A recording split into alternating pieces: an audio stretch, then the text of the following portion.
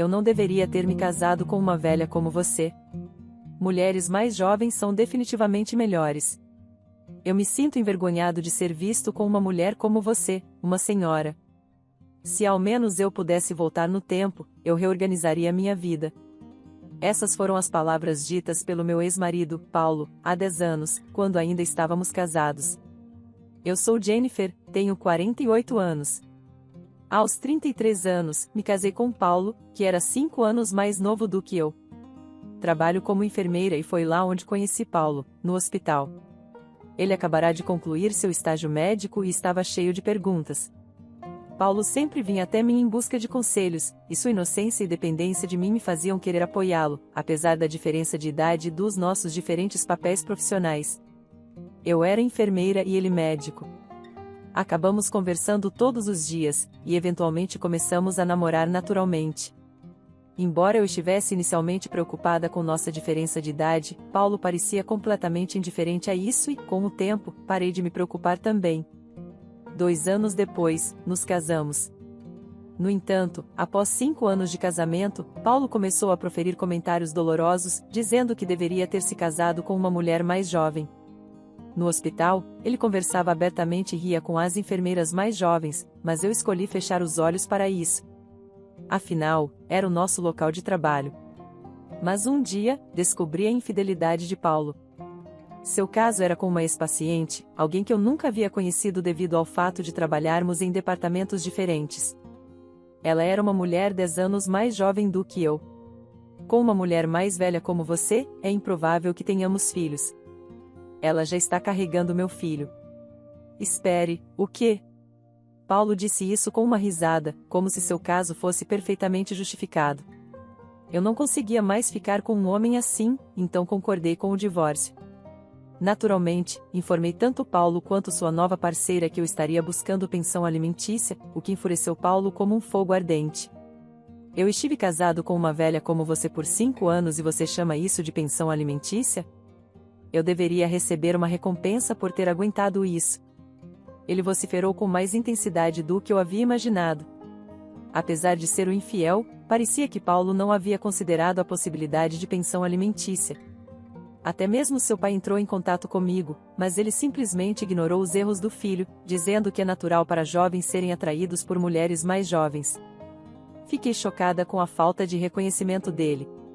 Paulo recusou veementemente pagar qualquer quantia, então, relutantemente, consultei um advogado. Depois de suportar comentários dolorosos durante nosso casamento e enfrentar sua infidelidade, eu não podia me calar. O advogado me assegurou que buscar pensão alimentícia era meu direito legítimo, e eu confiei todas as discussões e procedimentos subsequentes à sua experiência. Dizem que o divórcio é mais difícil do que o casamento, e eu realmente senti isso. Graças ao advogado, recebi a pensão alimentícia que merecia. Terminamos o contrato do apartamento que compartilhávamos, e comecei a morar sozinha. Um ponto positivo foi que Paulo mudou de hospital. Suas últimas palavras foram: "Estou cansado de hospitais que têm velhas gananciosas como você." Ele claramente seguiu em frente com sua parceira do caso, e eu sabia que seu casamento precipitado atrairia julgamentos. No entanto, Paulo já havia garantido seu próximo emprego, o que me impressionou com sua previdência. No entanto, sussurros sobre minha situação chegaram até mim, sendo abandonada por um homem mais jovem. Devido à sua infidelidade, eu sentia os olhares julgadores de todos sobre mim. Eventualmente, a paranoia dos boatos constantes afetou meu bem-estar mental, e decidi deixar o hospital. Depois de um período de deriva sem rumo, percebi que amava tanto o trabalho quanto a atividade física, então busquei ativamente por um novo local de trabalho.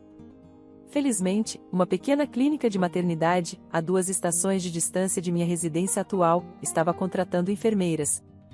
Entrevistei e fui imediatamente contratada. Apesar do quadro de funcionários mínimo, tanto médicos quanto enfermeiras, parecia ser um ambiente acolhedor e confortável para os pacientes. Uma colega enfermeira disse: "Jennifer, você é observadora e os pacientes falam muito bem de você. O diretor está satisfeito por tê-la aqui." Agradeço, no entanto, os dias calmos não duraram muito. Uma mulher grávida, encaminhada de outro hospital, chegou e, quando ouvi seu nome, pensei que seu nome fosse o mesmo da parceira de caso de Paulo. Considerando a possibilidade de ser um nome comum, confirmei que o nome de seu marido era Paulo e que ele era médico. Sem dúvida, ele era meu ex-marido. Ela havia se mudado recentemente para perto dali, e seu hospital anterior recomendou o nosso. Encontrá-la aqui foi além do inesperado. Agora, o que devo fazer? Revelar a parceira de caso de Paulo para os outros parecia inadequado. Os dias passaram e continuei incapaz de falar sobre isso. Um dia, Paulo e sua esposa vieram para uma consulta. Paulo arregalou os olhos quando viu meu rosto. Provavelmente, não esperava me encontrar aqui. Honestamente, eu não queria encontrá-lo novamente em um lugar como este. O que você está fazendo aqui? Suas palavras fizeram sua esposa perceber quem eu era. Espera, isso é, você veio a este hospital para nos incomodar? Isso não é verdade. Eu estava aqui primeiro. Eu não tinha como saber que a nova residência de Paulo ficava perto deste hospital. Mas ele ignorou completamente minha explicação e falou como se eu continuasse aparecendo onde quer que eles fossem. Você está nos perseguindo para causar problemas. Pare de dizer coisas ridículas. Por que eu faria isso? Você é uma mulher oportunista que me sugou financeiramente porque foi dispensada por causa da sua idade. Não faço ideia do que você é capaz. Ele gritou isso na sala de exame, e todos ao nosso redor souberam sobre nosso relacionamento. Seus olhares julgadores me deixaram desconfortável, mesmo que Paulo estivesse claramente errado. Tenho ficado com medo desde que cheguei aqui. Sinto que ela está me olhando com maldade. E se algo acontecer com o bebê? Ela chorou de propósito ao dizer isso. Não sabemos o que ela pode fazer, então mantenha-a longe da minha esposa. Com esse golpe final, o médico presente me instou a sair da sala de exame. Não é que duvidassem de mim, mas era a única maneira de dissipar a situação. Entendi que a prioridade era a paciente. Eu também não queria estar ali, mas me sentia completamente miserável. Agora que os detalhes do meu divórcio, que eu queria manter privados, eram conhecidos, eu me tornava cada vez mais consciente dos olhares julgadores ao meu redor. Além disso, a esposa de Paulo continuava vindo aqui e falando mal de mim, mesmo que todos soubessem que eu não tinha culpa. Ela era uma paciente, além do mais, estava carregando uma gravidez importante. Equilibrar a necessidade de não perturbá-la e respeitar sua privacidade deixou todos sem palavras. Permanecer nesse ambiente até o parto, que ainda estava a mais de 6 meses de distância, parecia insuportável, apesar de ser um bom local de trabalho. Então, entreguei minha demissão ao hospital. É lamentável, mas não pode ser evitado. A expressão do diretor sugeriu um certo alívio. Eu não havia feito nada de errado ainda. Eu me perguntava por que eu tinha que suportar tal tratamento, exausta de tudo. Não conseguia me sentir motivada para procurar outro emprego em hospital, então retornei à casa dos meus pais. Eles me receberam sem dizer muito. Por um tempo, não conseguia fazer nada, mas me sentia culpada apenas ficando em casa sem contribuir. Decidi, então, aceitar um emprego de meio período em um supermercado próximo. Era a primeira vez que trabalhava fora de um hospital, e isso foi revigorante, uma mudança de ritmo. Embora amasse ser enfermeira e achasse gratificante, o peso da responsabilidade em um ambiente onde vidas estavam em jogo era imenso. Nunca tinha um dia de descanso de estar vigilante. Viver longe desse ambiente era bom para o meu bem-estar mental. Eu queria evitar sobrecarregar meus pais, então tentei me virar sozinha. Olhando para trás, eu desejava ter voltado para casa mais cedo. Por volta de 3 anos depois, ainda morando com meus pais, recebi uma oferta para me tornar funcionária em tempo integral no supermercado. Reconheceram meu trabalho árduo, e fiquei genuinamente feliz em aceitar a posição. Nos anos seguintes, fui abordada com uma proposta de casamento arranjado. Você estaria interessada em conhecer alguém para um casamento arranjado? Desculpe-me, temos uma correspondência adequada para você. A pessoa que trouxe o assunto era o chefe da loja principal. Eu tinha 45 anos na época e não tinha intenção de me casar novamente, então declinei educadamente. No entanto, o gerente insistiu que o possível parceiro também tinha 47 anos, divorciado como eu, e a razão para o divórcio foi infidelidade, semelhante à minha situação, parecia ter acontecido cerca de 20 anos atrás. Apesar da minha recusa inicial, acabei concordando com o encontro arranjado. Uma vez que ambos éramos mais velhos, decidimos nos encontrar diretamente, sem intermediários. Quando cheguei ao restaurante designado, o parceiro de casamento já estava lá. Ao entrar na sala, ele subitamente se levantou e derrubou a cadeira. Oh, seu rosto ficou vermelho brilhante. Não pude deixar de rir. Parecia algo de um romance. Eu sou Eduardo. Obrigado por vir hoje. Prazer em conhecê-lo, sou Jennifer. Talvez devido ao acidente inicial, nos tornamos rapidamente confortáveis um com o outro. Descobri que Eduardo tinha visitado nosso supermercado durante uma viagem de negócios e se apaixonou por mim à primeira vista. Ele convenceu o gerente do departamento a arranjar esse encontro. Curiosamente, o gerente do departamento acabou sendo o pai de Eduardo da universidade. Eu gostaria de perseguir um relacionamento sério, se possível. Eu tinha vindo preparada para recusar, mas me peguei querendo vê-lo novamente. Depois de 6 meses de namoro, decidimos nos casar. Meus pais gostaram da personalidade de Eduardo e estavam genuinamente felizes por nós. Nossa vida juntos, cheia do cuidado e consideração de Eduardo, era verdadeiramente abençoada. Como ambos éramos mais velhos, não planejamos ter filhos desde o início. Mas, quando fiz 48 anos, minha saúde tomou um rumo inesperado. Não estava me sentindo mal, estava grávida. Nunca imaginei que estaria grávida nessa idade e certamente não pensava que meu desconforto era enjoo matinal. Suspeito que Eduardo tenha sentido o mesmo quando eu disse, parece que estou grávida. Eduardo respondeu naturalmente, que maravilha. Então, quem está grávida? Eu conheço a pessoa? Sim, acho que você a conhece muito bem. Ela está bem na sua frente. Eduardo olhou perplexo e encarou minha barriga. Continuei, sou eu quem está grávida. Ele ficou em silêncio por um momento. Pensei que, é claro, ele reagiria assim. Seu olhar voltou para minha barriga. Nosso bebê, eu assenti, e seus olhos se arregalaram ainda mais. Deve ter sido inesperado, e o pânico provavelmente preencheu sua mente. Eu senti o mesmo. Espera, então quer dizer que seremos pais? Sim, parece que sim. Sério? Sim. Ele exclamou. Uau, uma voz que eu nunca ouvi antes, enquanto me abraçava apertado. Inacreditável, é um milagre. Perguntei se estava tudo bem eu seguir com isso. Embora nunca tivesse considerado não ter o bebê, minha idade era um fator. Pensar no futuro me deixava ansiosa.